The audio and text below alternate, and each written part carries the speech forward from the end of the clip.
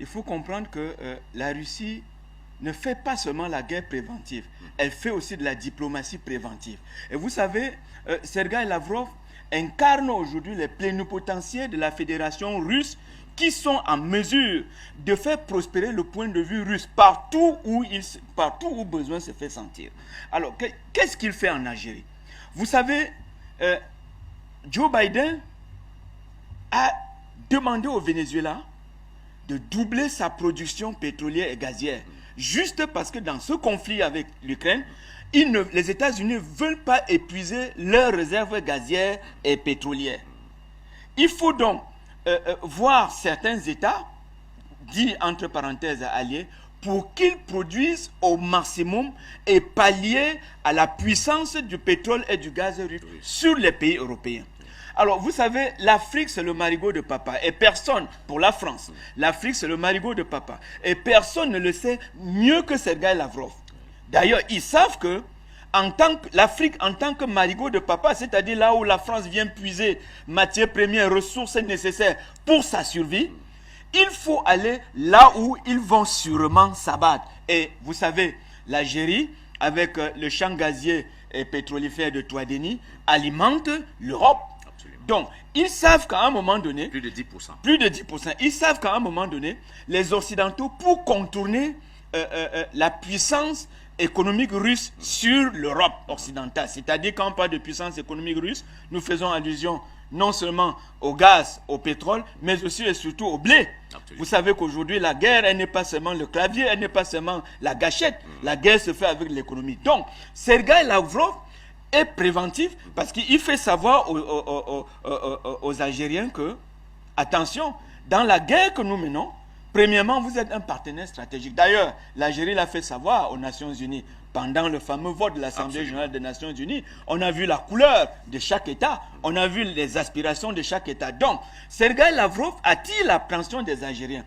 Premièrement, sur le plan purement technique, les installations que vous avez pour la production de votre gaz et de votre pétrole, elles ne peuvent pas aller au-delà. Auquel cas, vous risquez des pannes dans vos entreprises. Absolument. Deuxièmement, et c'est le plus important, nous sommes en partenariat, nous sommes sous embargo. N'oubliez pas, lorsque la barbe du partenaire brûle, la vôtre n'est pas loin de s'enflammer elle aussi. Donc, en tant que partenaire russe de la Fédération de Russie, sur un certain nombre de plans, attention, l'Europe arrive. Et Sergueï Lavrov, il arrive en Algérie parce que l'Europe y a déjà été.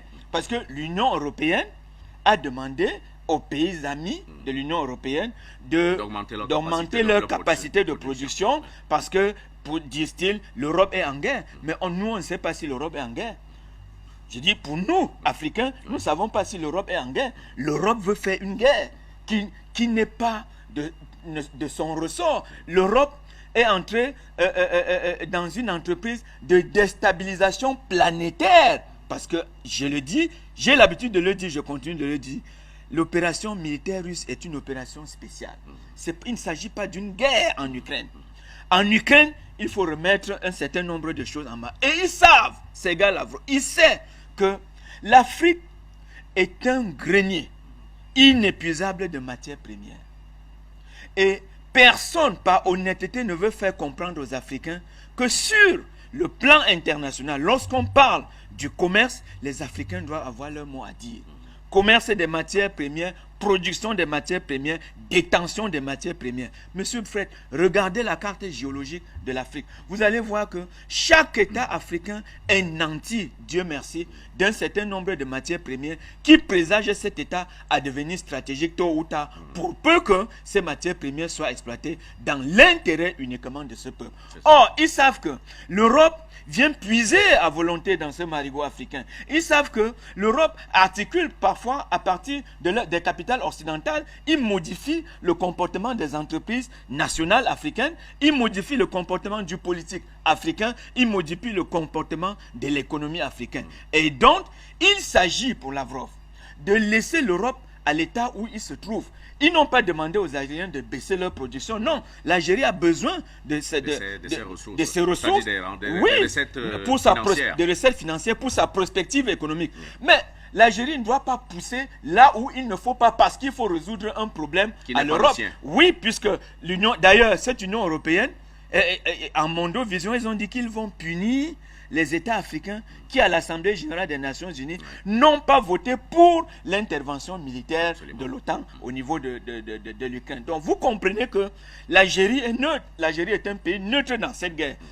L'Algérie respecte son partenaire stratégique. Vous avez parlé de 60 ans. Et puis, il faut féliciter les Algériens. Les Maliens sont en train d'imiter les Algériens dans ce partenariat. Parce que quand on parle d'un partenariat, il faut poser des bases claires et pouvoir les respecter.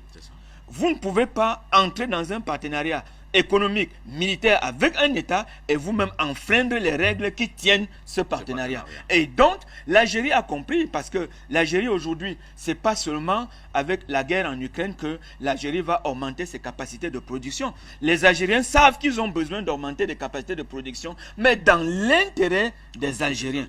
Or, l'Europe aujourd'hui est en cours dans sa propre stratégie. L'Europe s'est retrouvée dos au mur dans sa stratégie des sanctions économiques contre l'Europe. Aujourd'hui, mais c'est eux qui sont en train d'ouvrir des comptes à Gazprom Bank pour payer le gaz et le pétrole russe en roubles.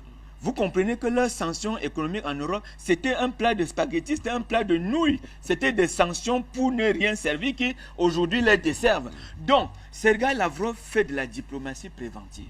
De la même manière qu'au Venezuela, la réponse du président vénézuélien, elle a été claire. Mais allez demander à Juan Guaido, que vous avez monté de toutes pièces pour venir déstabiliser la République du Venezuela, allez lui dire d'augmenter ses capacités s'il en a les moyens. Nous savons que Juan Guaido est passé à côté et que c'était un pion américain. Il l'affirmait, les États-Unis ont dit, nous avons un pro-américain qui doit arriver au niveau du pouvoir au Venezuela, c'était Juan Guaido. Donc vous comprenez que c'est la guerre aujourd'hui, M. Fred Bungu. Et c'est là où nous profitons pour continuer d'attirer l'attention des Africains. Cette guerre en Ukraine, cette opération spéciale en Ukraine, nous a fait comprendre, M. Fred Bungu, qu'avec un bout de pain, on peut faire la guerre. C'est-à-dire, vous n'avez pas besoin de verser du sang avec un plomb, avec une Kalachnikov ou avec une arme. On utilise les éléments essentiels de l'économie. On fait la guerre avec le pétrole, on fait la guerre avec le blé, on fait la guerre avec le gaz, les matières premières. Et c'est la raison pour laquelle, quand vous voyez la France pleurer jour et nuit, sa perte, son départ du Mali, c'est qu'ils savent ce qu'ils sont en train de perdre au Mali. Ils sont aujourd'hui, ils ont la troisième, ils sont le pays détenteur de la plus grande réserve, troisième pays détenteur de la plus grande réserve d'or. Et cet or sort d'où? On vous dit, pendant la guerre, les capacités de production d'or au Mali par la France ont doublé. Alors, vous comprenez, et nous attirons l'attention de nos chefs d'État, qu'il n'est plus question pour nous de brader nos matières premières. Comme nous n'avons pas l'arme stratégique, nos matières premières sont la super arme stratégique. D'ailleurs, l'une de nos matières premières constitue l'élément essentiel de ce qu'on peut appeler la puissance nucléaire. C'est quoi? C'est l'uranium. Donc, les Africains doivent se ressaisir. Et notre combat aujourd'hui, c'est quoi? C'est la lutte contre la détérioration la détérioration des termes de l'échange. Que nous ayons la possibilité, Fred Bungu, de fixer nous-mêmes les prix de nos matières premières, M. Bindouté. Il faut que les Africains le savent. Parce qu'aujourd'hui, quand nous regardons la Russie, la Fédération de Russie, elle n'est plus que debout. Elle est même en train de s'enrichir en pleine guerre. Vous comprenez aussi qu'il y a des guerres qui enrichissent des États. Nous savons que les guerres appauvrit des États, mais à travers ce qui se passe aujourd'hui, la guerre moderne, nous voyons qu'il y a la guerre qui enrichit les États. Et nous voyons que, on dit, il faut pécher par excès ou pécher par omission. Nous voyons même qu'en péchant par omission, ça continue d'enrichir, puisque Sergei Lavrov, il attire l'attention des Algériens. Il ne faudrait pas qu'on vous pousse à l'erreur. L'erreur, c'est quoi? C'est de pouvoir soumettre vos entreprises à une dictée occidentale en termes de production parce que vous voulez satisfaire les intérêts. D'ailleurs, l'Occident n'a jamais été l'ami des Africains. La guerre en Ukraine nous fait comprendre un certain nombre de choses. Vous avez vu combien de milliards ils ont levé en peu de temps pour le comédien Zelensky? Oui, j'ai dit que vous avez vu des milliards qui ont été levés partout. Pourtant, nous mourons de la famine, nous mourons de la sécheresse, nous mourons de tous les maux.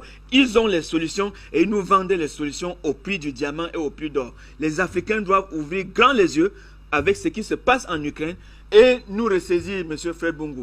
Non seulement raffermir notre souveraineté, mais aussi et surtout connaître qui sont nos ennemis et quels sont les véritables enjeux de demain.